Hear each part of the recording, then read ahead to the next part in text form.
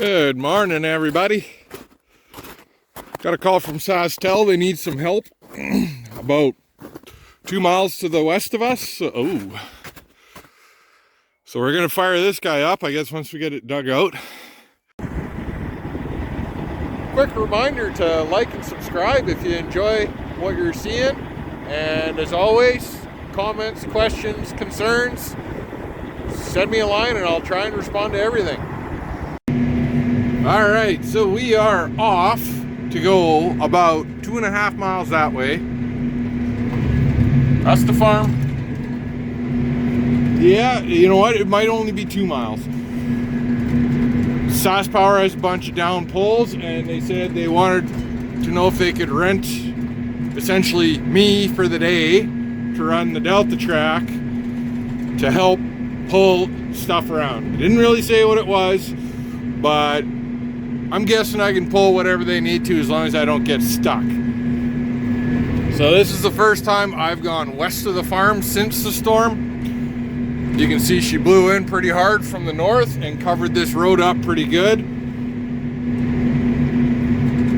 She's a mud hole. And they're actually supposed to be recapping this, like clay capping it this year.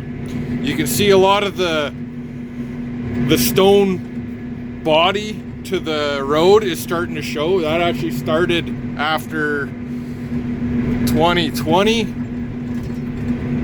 when 2019 fall was so wet. All the frost started pushing them up. But this road is due to be clayed. I believe it was built up when I was about 2 or 3 years old. It was shortly after Mom and Dad moved to the farm, is my understanding. I could be wrong on that.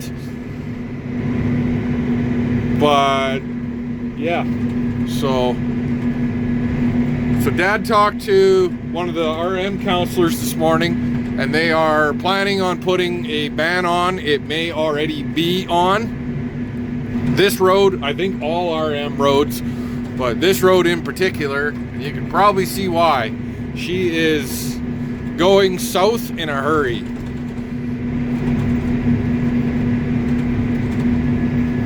Ugh. I could go a lot faster than this. I'm only doing like 12 miles an hour, but all I'm gonna do is just make a bigger mess. So I'm just gonna poke along. This is just gross here.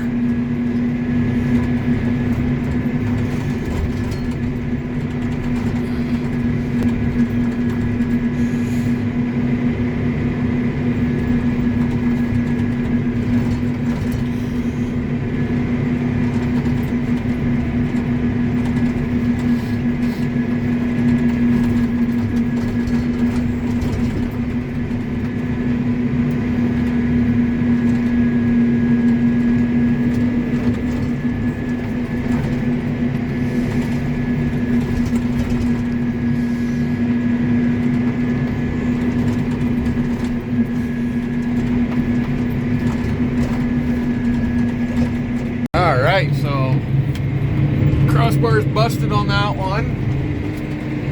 It's busted on that one. The line is 5 feet off the ground, all the way up to that. The next crossbar is busted. Not this one with the transformer, but the next one up.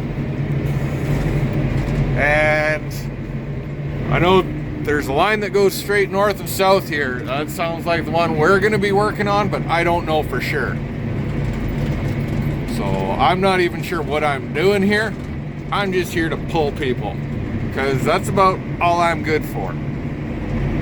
Okay, so what we've got is about 1/2 kilometer of down line. There's a handful of snapped off power poles out there. And my job is to drag this guy along. I think I can handle that. But look how soupy and wet this place is.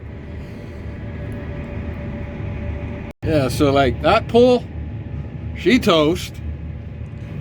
That must have been another pole. Actual pole doesn't look bad, but the crossbars screwed. They just got that new one in, and I'm going to videotape the next time they put it in. When he picks it up from the ground and he spins it around, it looks like that. Anybody ever see that video where the hoe operator at the salvage yard has like a little, I don't know exactly what that is, like a mini Learjet or something like that, and he's spinning it around and pretending to fly it? That's exactly what this guy reminds me of. It's awesome, but it's really cool to see these guys work. Wow. We'll go for a cruise. If we got to cruise a little bit more, it's better than getting your nose end stuck down in that water. For sure, yeah. Yeah, the one right for the next approach there, Jake, but there's way better ditch up this way. Perfect. You on the air, Rick? You on the air, Rick? Yeah, so like that power pole right there, snapped it like a twig. Those ones are actually, the ones that are fully broken are a lot faster to repair than the ones that have the broken cross bracing, because they just get out ahead of us and put new ones up there. And all we have to do is lift the wires. I don't know if you can see the wires. 1, 2, 3. Up in place. Easy peasy. But that one further up there, not sure if you can quite see it, but it's got the broken crossbar. That's going to take a lot longer to do, because we have to take the crossbar off, take the wires off, new crossbar installed, put wires on.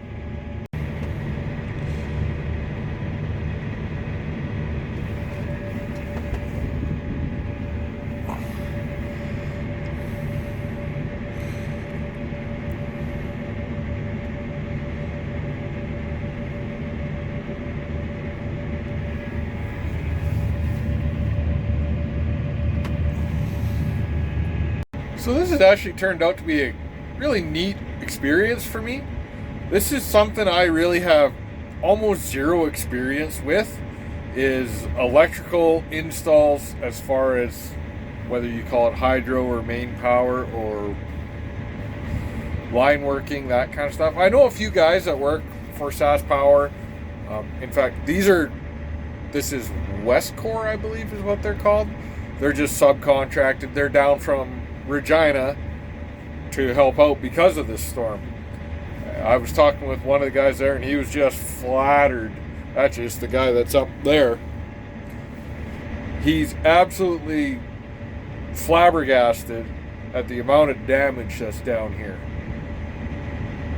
But on a different note, it's really neat to see how these guys work and how they get the line slack just right, and they do the spacing and all that. It's actually been really enjoyable. And this company, I really like the way they work. They do a lot of really smart radio contact. The way they converse over the radio is really clear, really concise. Nobody moves until there's a confirmation. Repeated instructions back just for the sake of confirmation. No, it's a class act bunch of guys out here. And another thing that's really neat is it sounds, just based off of the radio, it sounds like they have a fairly green guy out here, and they make sure that he understands what's going on. They try and mix him in where like get him new experience. I always love seeing that kind of stuff too.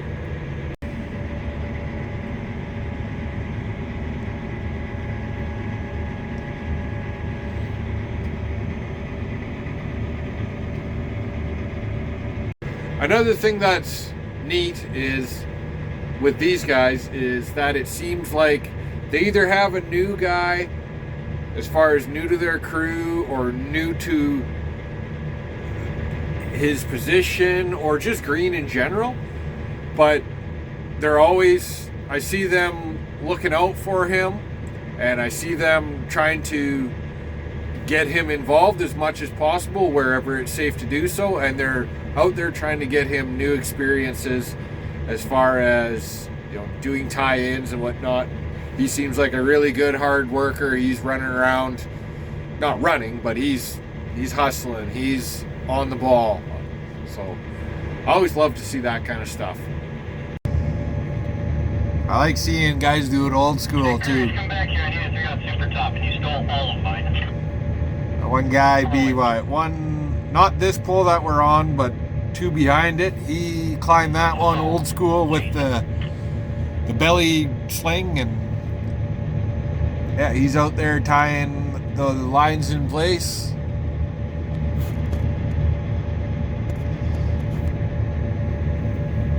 Yeah, these guys run a good, smooth, efficient operation. You hear a lot of guys asking questions about the next step, as in they're getting ready, they're thinking ahead.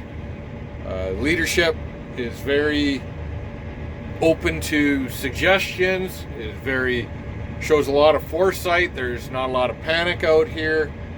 Just well organized, well trained guys. It's good to see. Okay, so we are on day 2 of helping these are Westcore guys doing the Saskpower repairs. As you can see, the Delta track is absolutely filthy. These guys had to splice in a new chunk of line up there. It's probably going to be like a $300 car wash for this thing when it's all done. It is a mess out here. So yeah, it's a battle. These guys are doing awesome work though. You can see we've actually got the neighbours company. He brought out some swamp mats. I don't know if you can see, but there's a load of or a row of backhoes over there. And straight ahead of me, about half a mile, there's a slough with some cattails. They put a bunch of rig mats out to get there.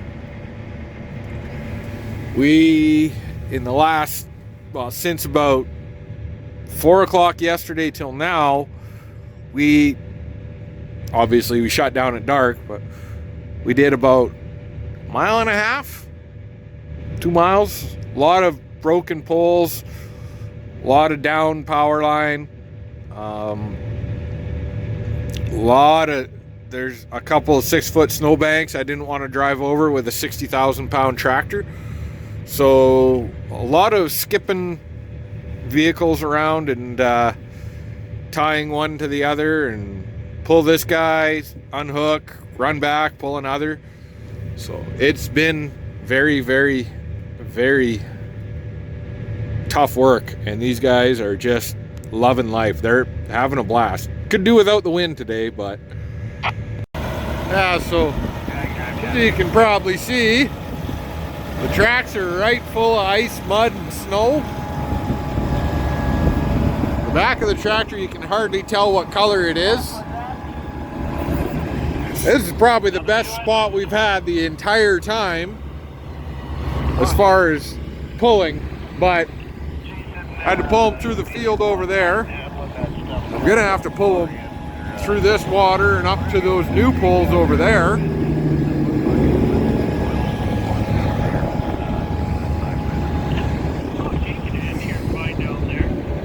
A lot of water.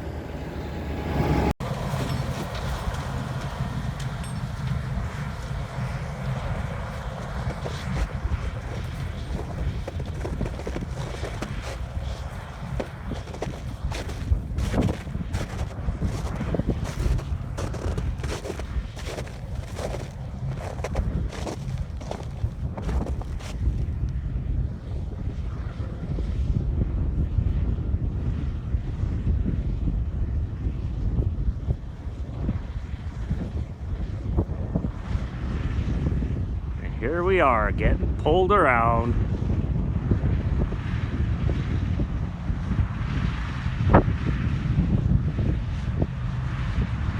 Carlisle Storm 2022.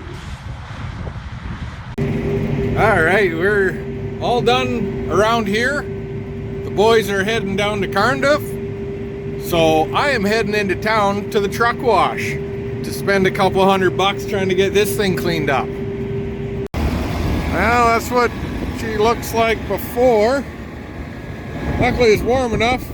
Everything's still kind of melty and loose.